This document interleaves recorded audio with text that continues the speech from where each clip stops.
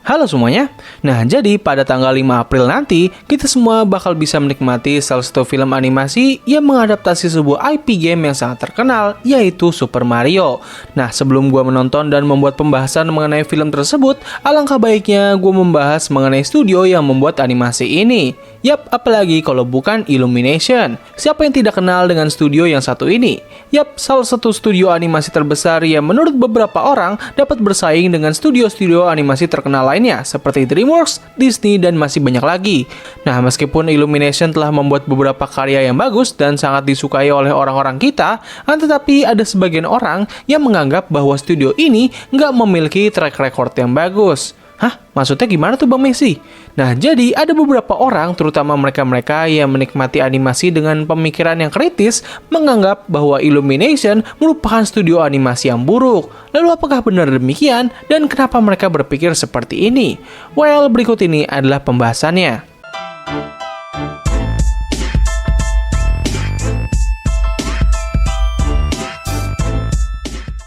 Nah, sedikit klarifikasi, di sini gue nggak mencoba untuk mendiskreditkan studio yang ingin gue bahas, serta beberapa informasi yang gue dapatkan ini berasal dari berbagai sumber, mulai dari portal berita hingga opini dari para penikmat animasi.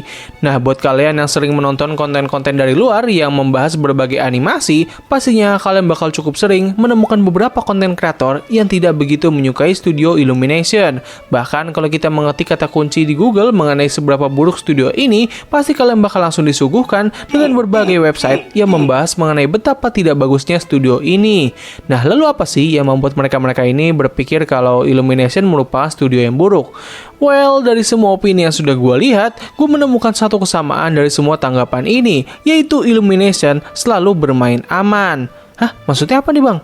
Nah, jadi mereka-mereka ini menganggap bahwa Illumination nggak berani membuat cerita yang revolusioner. Orang-orang ini beranggapan bahwa Illumination selalu membuat animasi dengan konsep cerita yang nggak begitu spesial dan cenderung hanya mengandalkan cerita yang biasa saja. Kebanyakan film-film buatan studio ini hanya selalu menargetkan audiens anak kecil saja. Maka dari itu, mereka pun nggak perlu membuat film animasi dengan cerita yang dalam.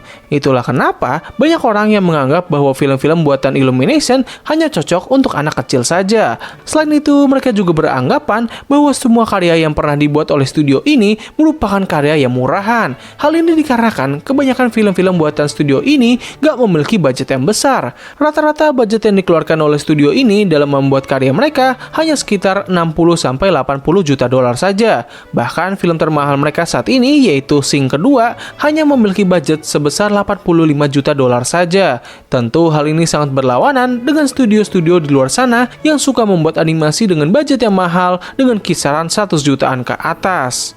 Jadi ya begitulah kurang lebihnya alasan orang-orang tidak begitu suka atau bahkan sangat membenci studio Illumination. Dari semua alasan ini, harusnya kita semua bisa mengerti kenapa ada beberapa orang yang khawatir ketika film animasi Super Mario ternyata dibuat oleh studio ini. Namun terlepas dari itu semua, gue nggak ingin langsung mempercayai dan menyetujui semua pendapat ini. Di sini gue akan mencoba untuk membedah semua pendapat tersebut satu persatu. Pertama, film-film Illumination nggak memiliki konsep cerita yang unik dan spesial.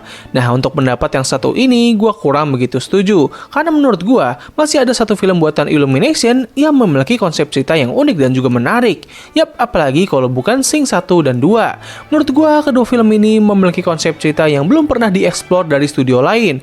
Ya, meskipun konsep mencari bakat sudah cukup sering ada di film-film animasi seperti contohnya adalah di Rio yang kedua, namun bedanya film Sing menjadikan konsep tersebut sebagai fokus utamanya. Nah, tapi di sisi lain gue juga bisa mengerti sih alasan kenapa orang-orang berpikir seperti ini. Karena kalau misalnya kita melihat jajaran film buatan Illumination, kebanyakan film-film buatan mereka merupakan adaptasi dari buku Dr. Seuss dan Despicable Me franchise. Harus gue akui kalau kebanyakan premis cerita yang ditawarkan oleh Despicable Me dan Minion franchise itu memang biasa banget. Kayak ya udah gitu, Despicable Me 1 sampai ketiga fokus ceritanya lebih sering ke konflik keluarga, sedangkan Minion 1 dan 2 lebih ke petualangan 3 Minion ini. Untuk film The Secret Life of Pets memang memiliki premis cerita yang unik, namun nggak bisa dipungkiri kalau premis mereka ini mirip banget dengan Toy Story. Hanya saja pada film ini karakter-karakternya adalah hewan peliharaan. Jadi ya nggak heran sih kalau misalnya ada orang yang menganggap bahwa film tersebut merupakan cheap knock-off dari film Toy Story. Nah, lanjut ke pendapat yang kedua adalah film-film Illumination selalu ditunjukkan untuk anak-anak.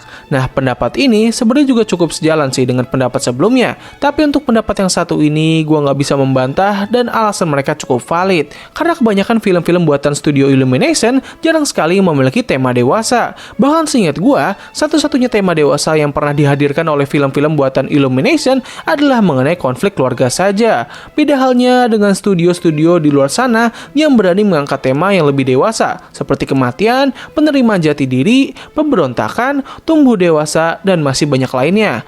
Nah, tapi meskipun Illumination selalu berfokus dalam membuat film untuk anak-anak, bukan berarti ini adalah hal yang buruk, karena setiap studio animasi bebas dalam membuat karya mereka sendiri, karena yang paling penting dari semuanya adalah eksekusi akhirnya. Percuma juga gitu kan, kalau misalnya lu punya konsep cerita yang unik dan tema yang mature, tapi kalau misalnya eksekusinya nggak bagus, ya ngapain juga gitu. Yang ada malah cuman buang-buang duit aja. Tapi ya tentu konsekuensi yang harus diterima oleh Illumination karena jalan yang mereka pilih ini adalah orang-orang jadi udah punya bayangan kalau mereka mau menonton film dengan cerita yang lebih variatif dan lebih dewasa, ya pastinya nggak bakal mau menonton film buatan Illumination.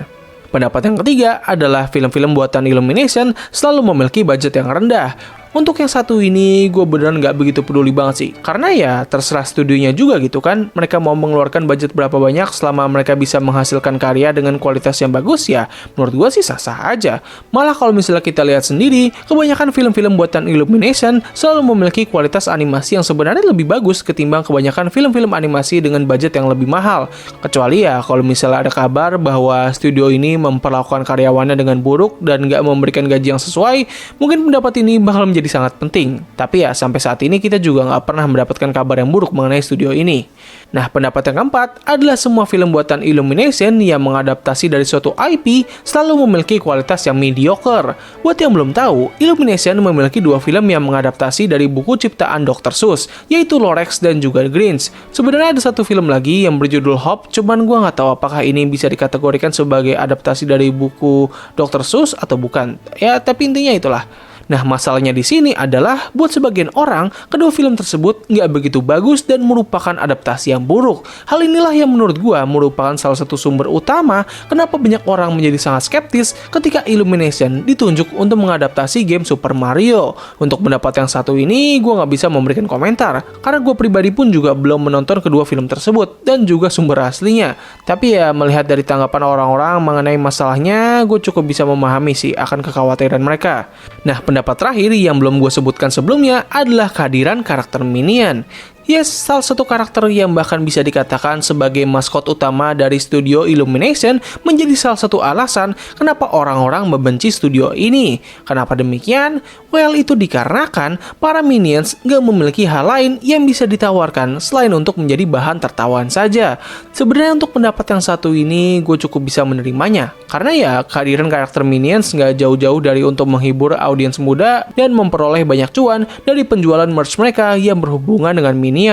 Memang ketika gue pertama kali mengenal film Despicable Me, karakter Minions lah yang membuat gue sangat suka dengan film tersebut. Karena ya siapa juga gitu kan yang gak suka dengan Minion ketika kalian menonton film Despicable Me pada saat masih kecil. Cuman ya dengan bertambahnya usia, selera gue pun akhirnya berubah dan gue jadi gak begitu tertarik dengan para makhluk kuning ini. Dan justru malah gue lebih tertarik dengan karakter utamanya yaitu Gru. Tapi untuk pendapat yang satu ini lebih ke selera masing-masing sih. Kalau misalnya kalian sudah dewasa namun masih suka dengan Minions, ya buat gue it's okay aja sih. Karena ya itu selera kalian gitu. Gue juga gak punya hak untuk melarang kalian untuk suka dengan hal yang kalian suka gitu. Itu semua merupakan preferensi kalian dan gue juga gak menemukan adanya hal yang salah gitu dengan selera tersebut. Jadi ya begitulah alasan kenapa studio Illumination suka dianggap nggak begitu bagus oleh sebagian orang. Ada beberapa poin yang bisa gue terima, namun ada juga yang enggak. Tapi terlepas dari itu semua, gue pribadi nggak begitu benci ataupun suka dengan studio ini. Ya memang Illumination telah menciptakan berbagai karya yang menemani masa kecil gue. Namun kalau misalnya harus dibandingkan dengan studio-studio di luar sana, gue bakal akui kalau misalnya Illumination masih belum bisa setara dengan studio-studio tersebut. Tapi ya setidaknya hal positif yang ada di studio ini adalah mereka masih memiliki identitasnya tersendiri dan mereka nggak ikut-ikutan dengan tren yang ada di zaman sekarang. Kalian ngerti kan maksud tren gue di sini apa?